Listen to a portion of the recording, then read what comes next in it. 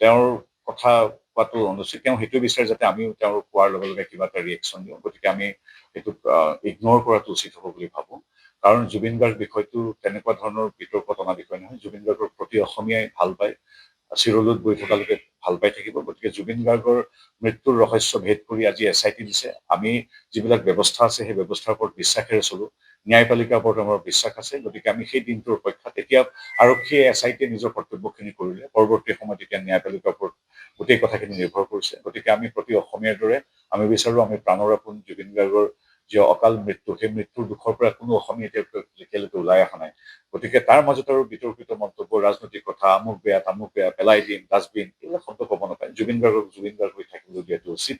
তেখেত ৰাজনীতি এনেকুৱা ধৰণৰ বিতৰ্কৰ পৰা বহু যোজন আঁতৰত। গতিকে ভাবোঁ জুবিনক এতিয়া অন্তত শান্তিত থাকিবলৈ দিয়ক, আৰু বাকী SITৰ কামখিনি ন্যায়পালিকাই এক সঠিক সিদ্ধান্ত দিব বুলি প্ৰতি অসমীয়াৰ দৰে মই তেখেতৰ এগৰাকী কৈশোৰৰ বন্ধু হিচাপে, সাংস্কৃতিক যাত্ৰাৰ সহযাত্ৰী হিচাপে আৰু গুণগ্ৰাহী এজন অসমীয়া হিচাপে বিচাৰোঁ যাতে এই ব্যৱস্থাটো ক্ষেত্ৰটোৰ হৈ দুখীয়ে শাস্তি পায়। সেইখিনি ক'বলগীয়া।